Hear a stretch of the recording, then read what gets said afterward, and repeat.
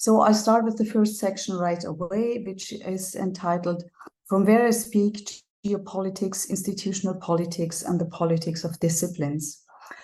Like most speakers of today's session of our forum, I speak from a Western European context.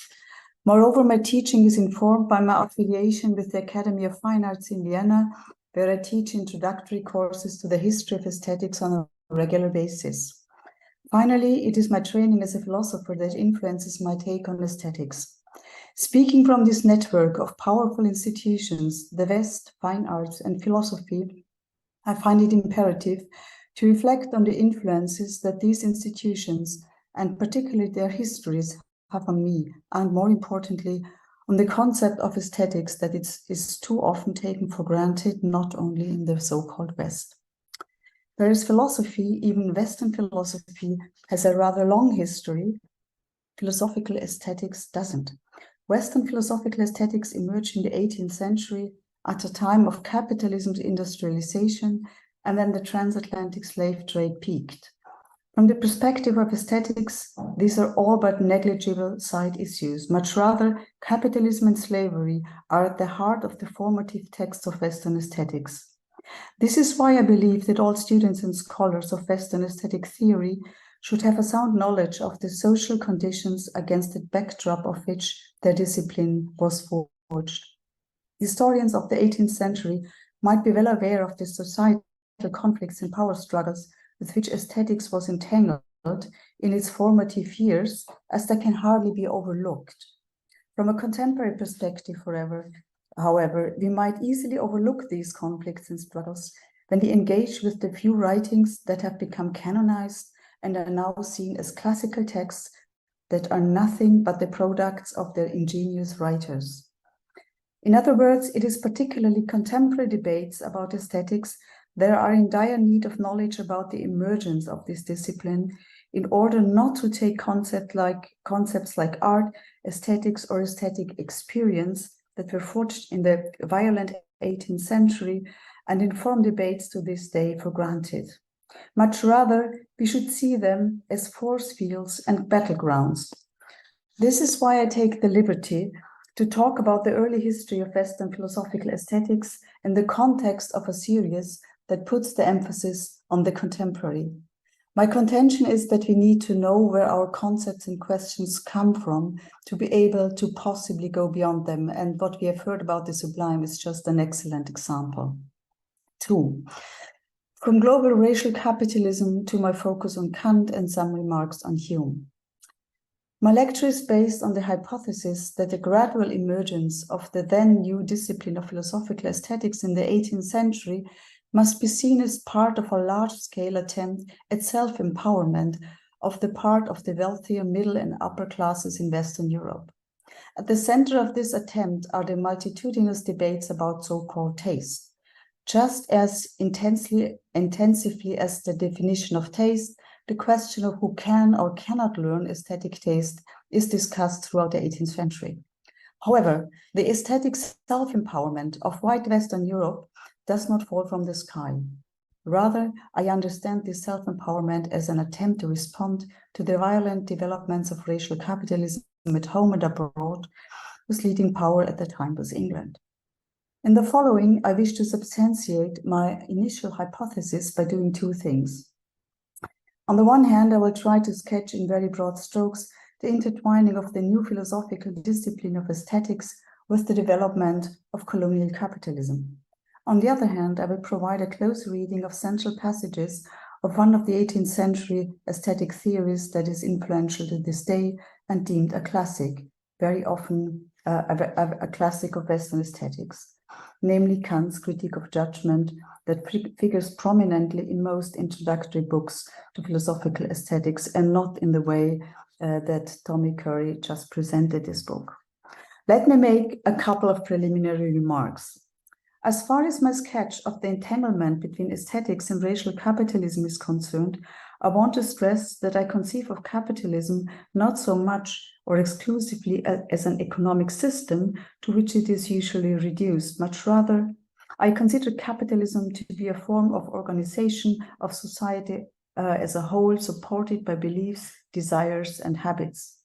Understood as a mode of organizing society, capitalism not only comprises the sphere of the market and so-called productive labor that provides the market with commodities, but also those parts of society that are pushed into the invisibility by capitalist economy, the heavily gendered sphere of reproductive labor, as well as all kinds of extractivism and exploitation that are legitimized by racist divisions between humans, as well as other violent divisions, such as the division between humans and animals, inanimate and animate nature. Many of these divisions, together with their inherent hierarchies, are supported or even co-created by Western aesthetics that emerged when colonial capitalism transformed from a mercantile to industrial to the what is called industrialized capitalism.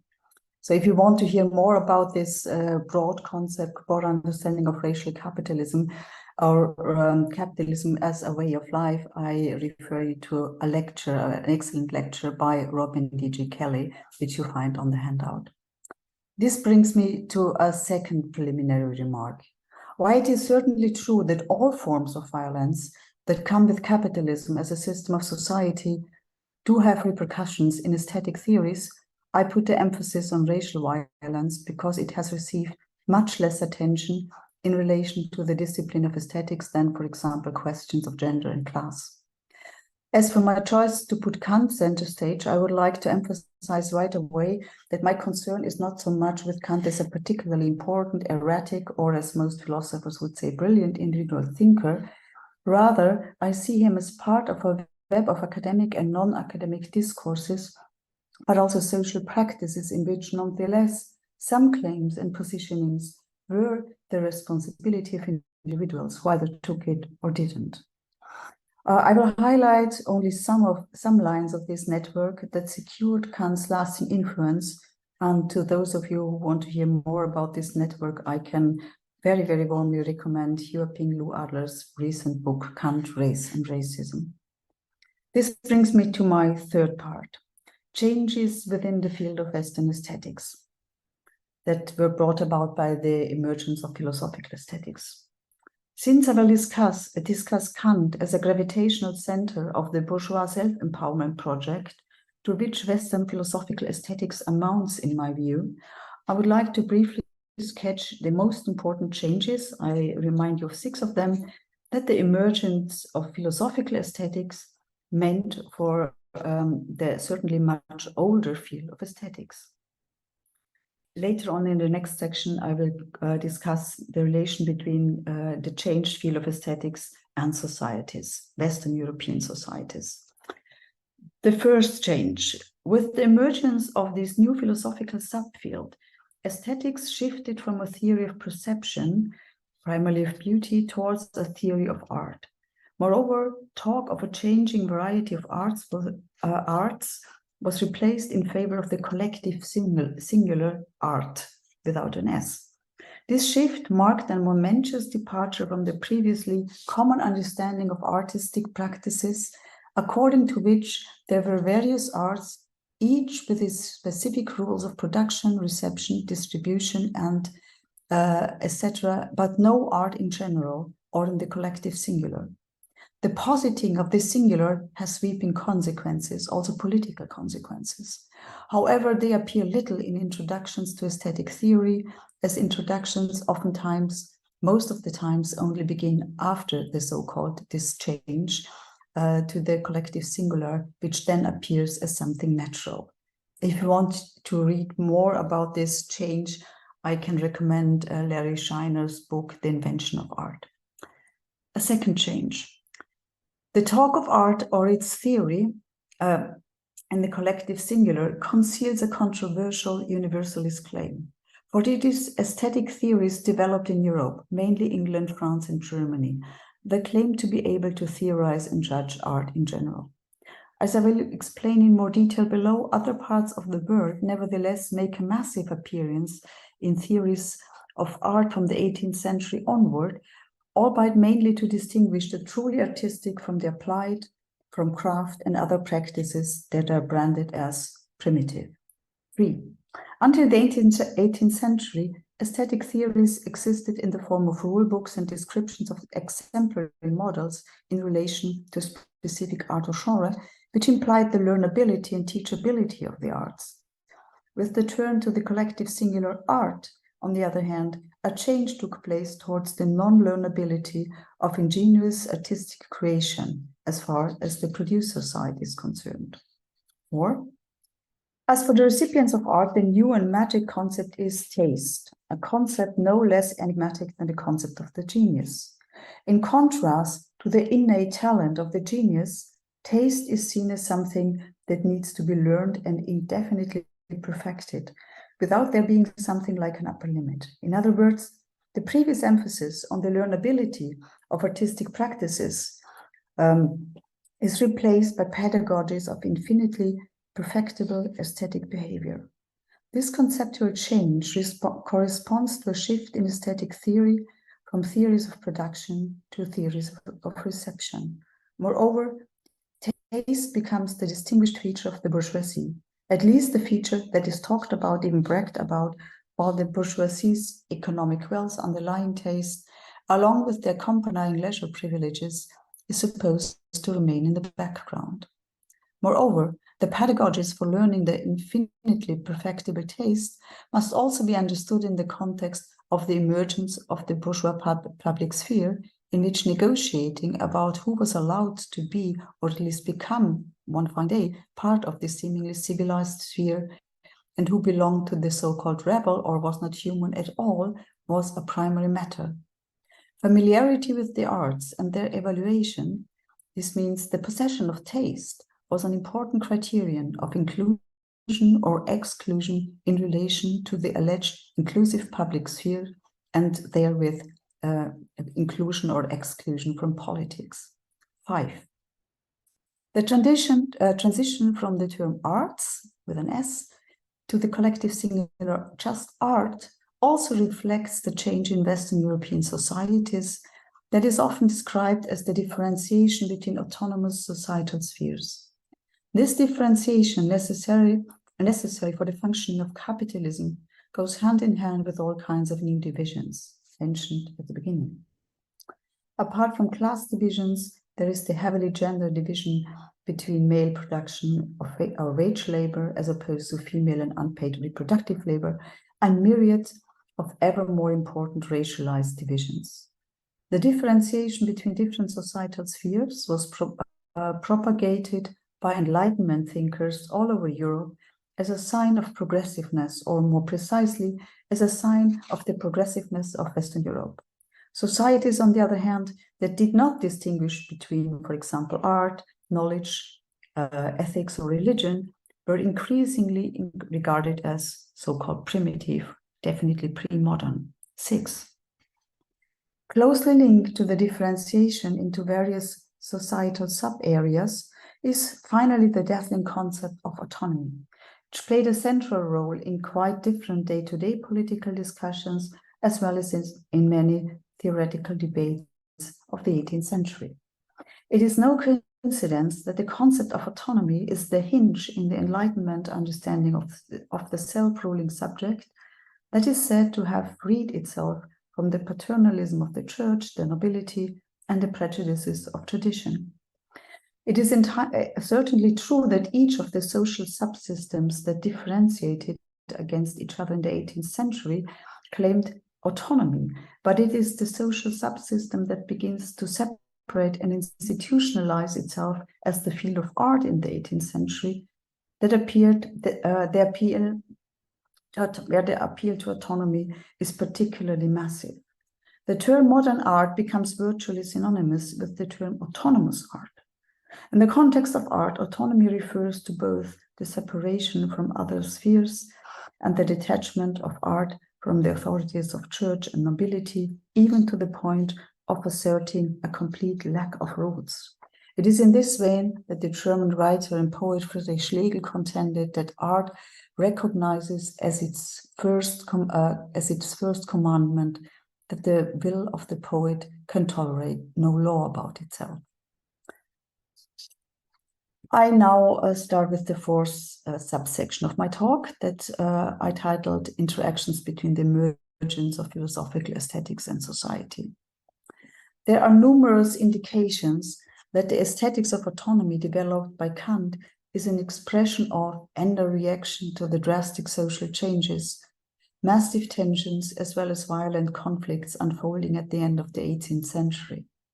After all, at the time of the publication of the Critique of Judgment, the French Revolution had just taken place and the Haitian Revolution was looming.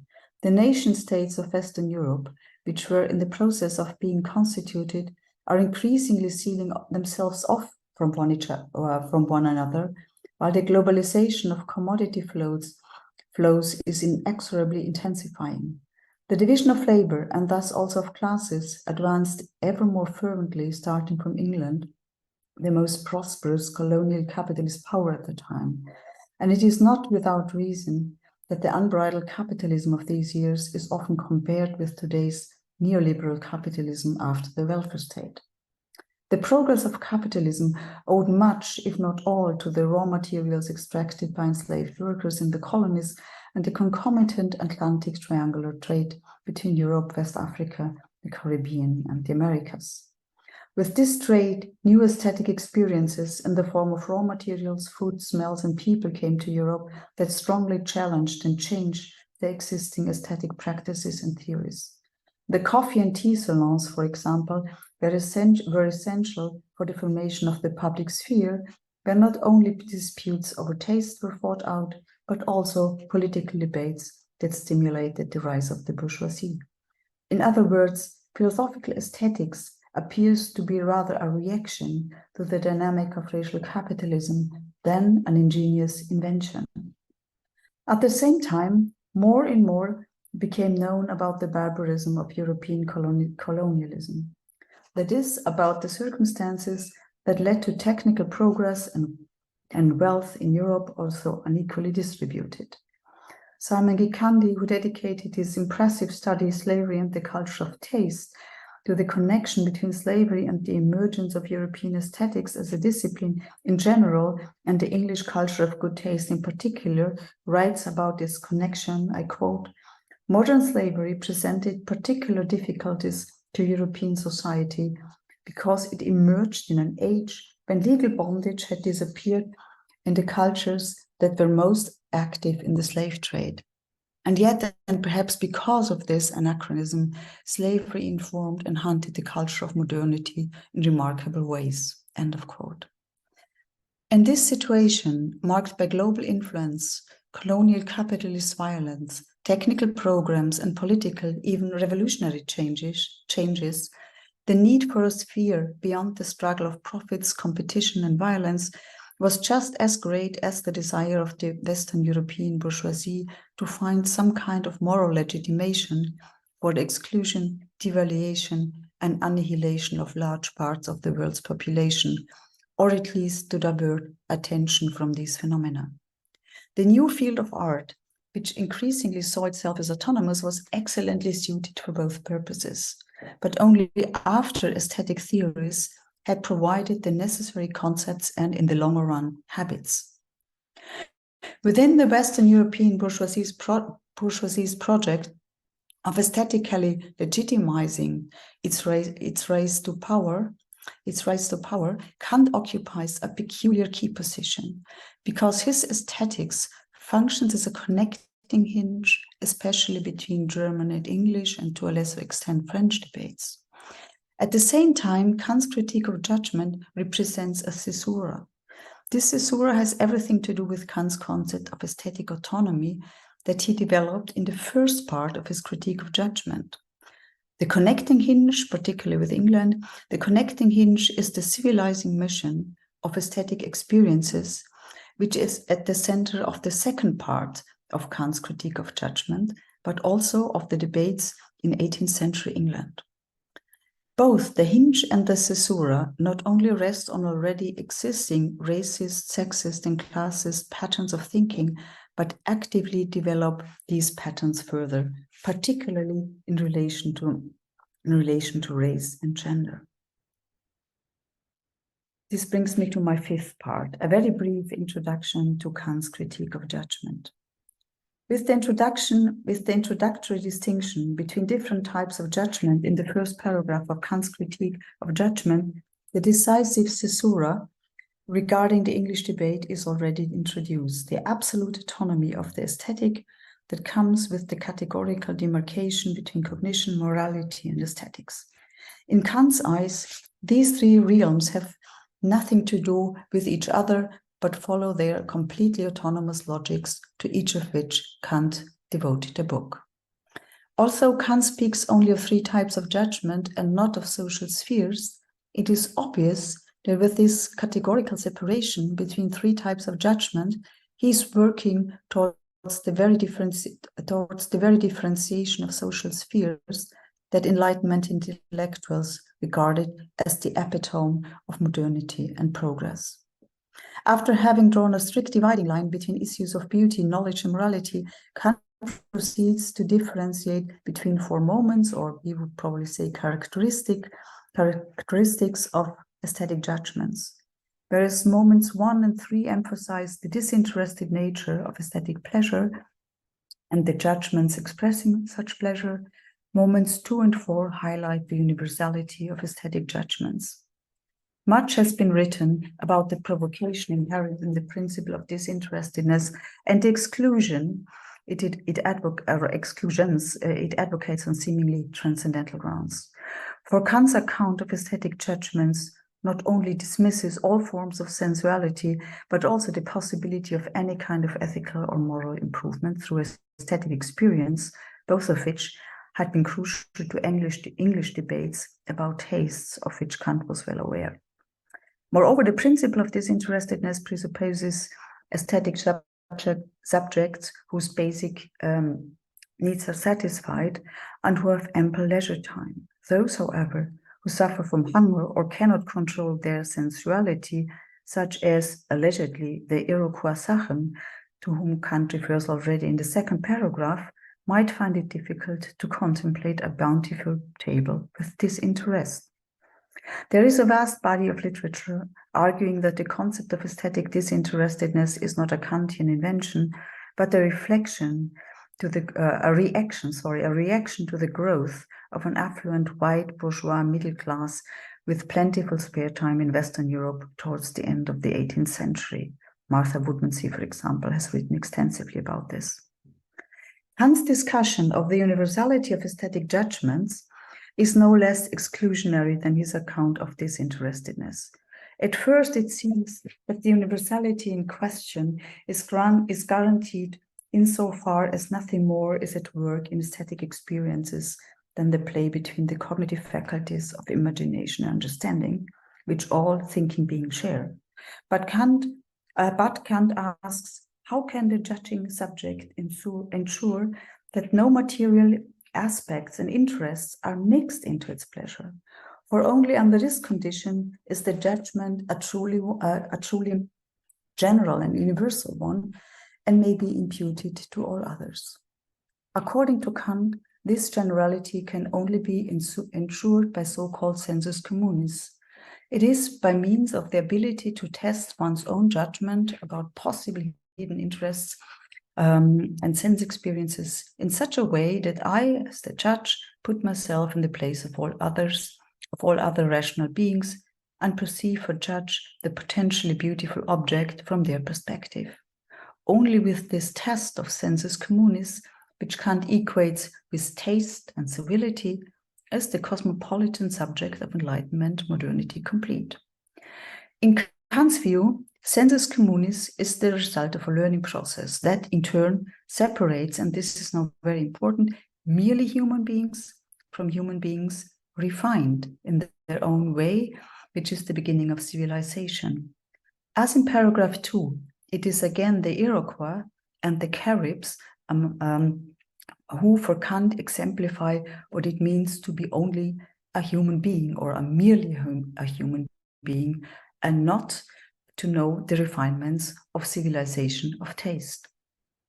Although the interleaving of aesthetic education with a racialized idea of civilization is problematic enough, The last paragraph on sensus communis, this is paragraph 42, advocates an even more appalling differentiation. Instead of only distinguishing between different stages of civilizational progress, this section excludes some human beings from the process of acquiring taste as an interest in pure formal beauty altogether, and therefore excludes them from personhood. For Kant writes in paragraph 42, but this immediate interest in the beauty of nature, which for him is the epitome of formal beauty, is not in fact common. It is peculiar to those, Kant writes, whose habits of thought are already trained to the good or else are eminently susceptible to such training. Thus, Kant's concluding remarks on the principle of sensus communis imply that some humans are already refined, whereas others are at least susceptible to being trained towards refinement. However, there is a third group of beings that remain completely insusceptible. In other words, the very test of the universalizability of aesthetic judgments, that is, the supposedly cosmopolitan attitude of thinking from the perspective of everyone else, appears to be a privilege of the favored few. Indeed, the sensus communis is located at the very point in Kant's line of argumentation where he pronounces the harshest exclusions and divisions.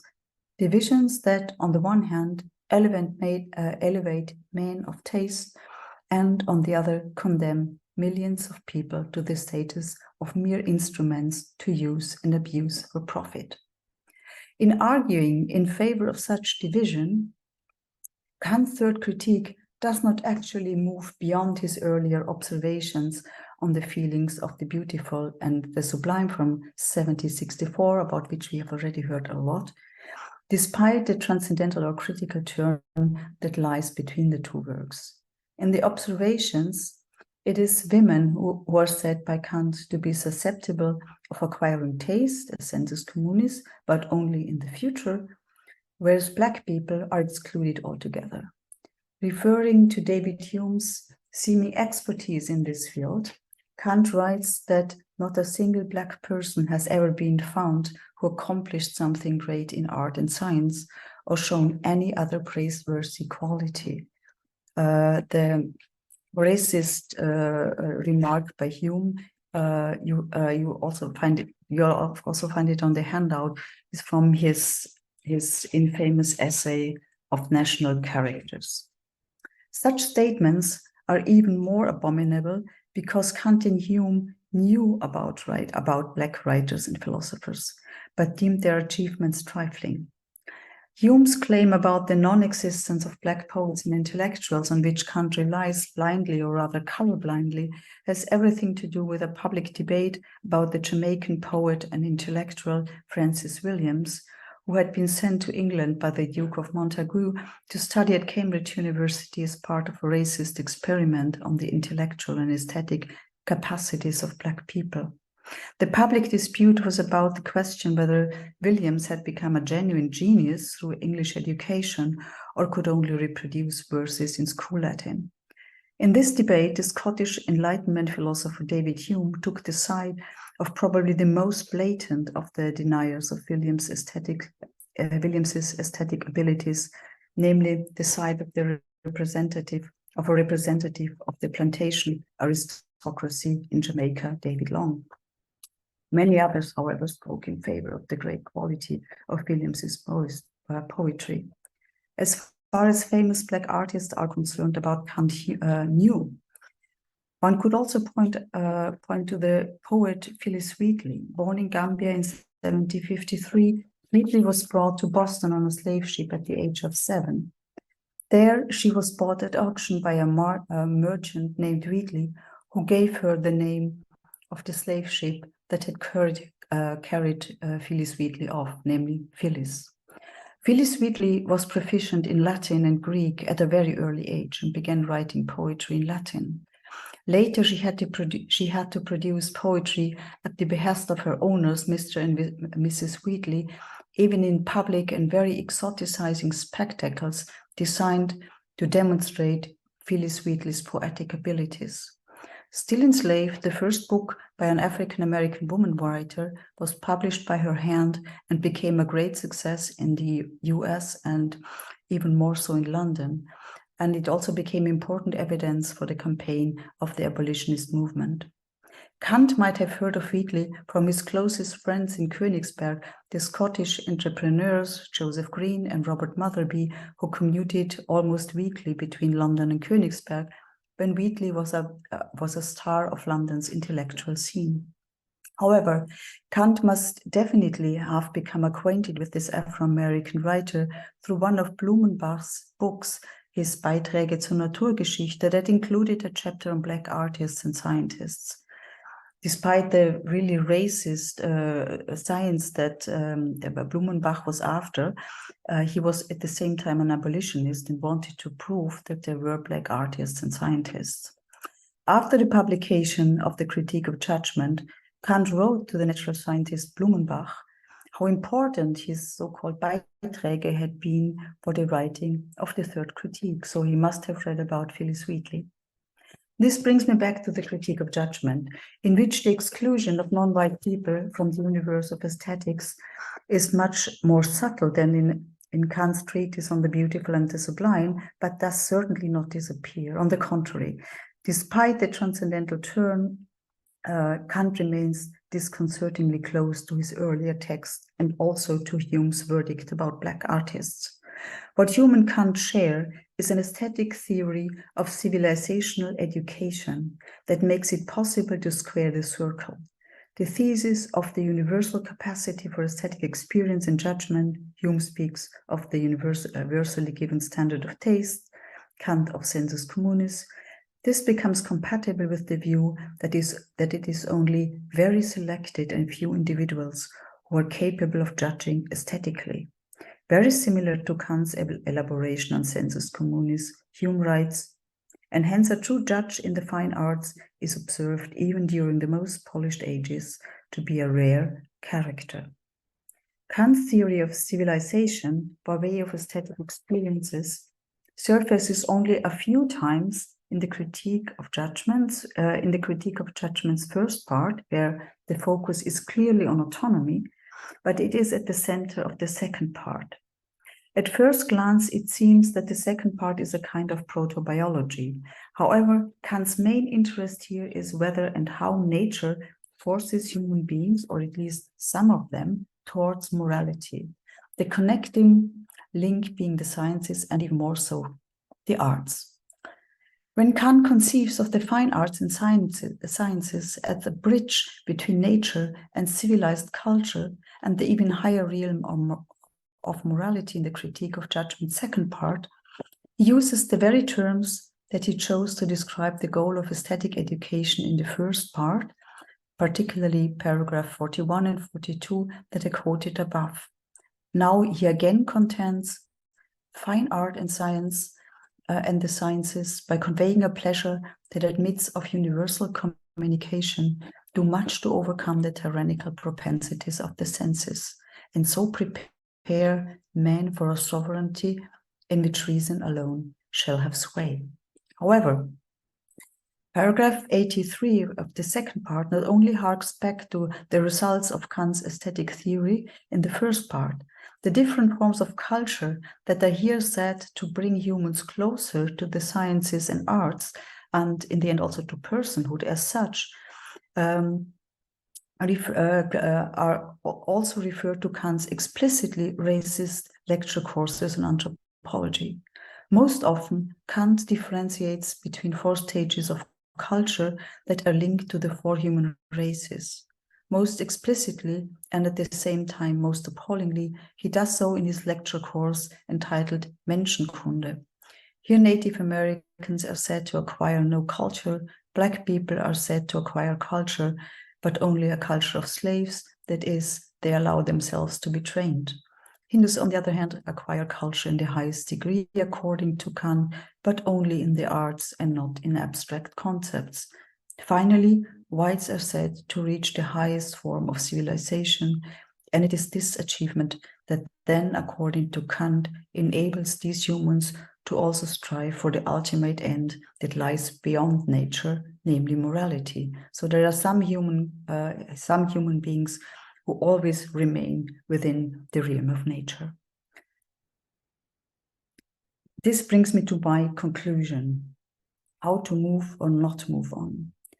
In summary, my reading of Kant's third critique amounts to the claim that below the long-discussed mixing of aesthetic autonomy with an aesthetic education towards civilization and morality, the former being the focus of the critique of judgment's first part, the latter being at the center of the second, there is a consistent endeavor, namely the preclusive determination and education of man in the full civilized sense.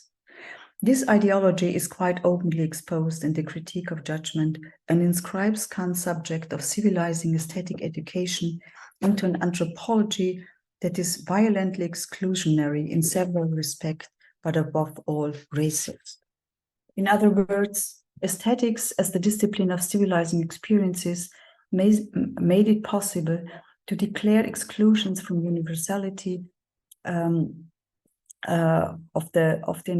made it possible to declare exclusions from the universality, part and parcel of Enlightenment universality. Moreover, Enlightenment aesthetics, particularly its Kantian variant, forged a theory of civilizing aesthetic education that favors a form of individual and detached contemplation that is tailored to materially well-secured subjects.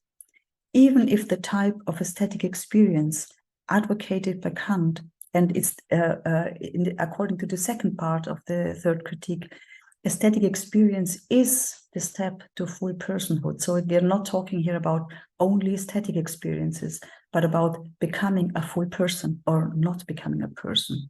So even if the type of aesthetic experience advocated by Kant were accessible for all, which Kant excluded, there might be reasons to question his concept of aesthetic experience, but also his concept of art, and above all, the type of subject and personhood that Kant presupposes. Even more so because the long-lasting success of Kantian modes of aesthetic subjectivity is not yet over. Even such progressive aestheticians like Theodor W. Adorno or Jacques Rancière adhere to a solitary subject of aesthetic detachment as both the idealizing norm of their aesthetic theories and, at the same time, the epitome of emancipation. Therefore, it is my contention that an in-depth engagement with Kant's aesthetic is indispensable if we want to understand the procedures and promises by which the discrete liberal subject of racial capitalism was and still is forged. On one hand, these procedures ensure that the liberal white subjects starts to desire disinterestedness, autonomy, as well as a universalist gaze from nowhere that abstracts from everything but such subjects' faculties of reason and understanding. On the other hand, said procedures ensure that so-called civilized persons develop a disdain for inclination, no less than for the dependency on others and the world around them. In other words, and in high contrast to Kant's claim, such subjectivation is a deeply emotional enterprise, an enterprise that teaches humans to desire the subjectivity of white male supremacy.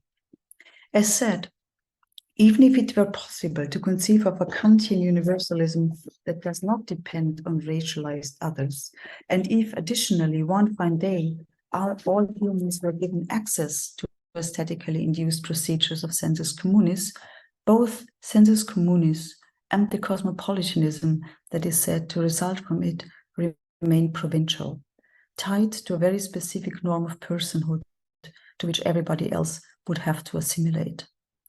Kant is wrong in claiming that sensus communis is above the empirical. Much rather, the favored sensus communis is the very particular common sense of a group of humans to which Kant himself belonged. A common sense that was forged towards the end of the 18th century by white male hommes de lettres in silent or not so silent support of the politics of racial capitalism. At least my geographical and geopolitical background forbids me to assume, in teaching aesthetics and beyond, that Kant and his heritage can easily be sanitized. Those of us who have been socialized by Western aesthetics should therefore not move on too quickly. We rather need to linger over this heritage to understand the tricks and resurgences in the most unlikely places.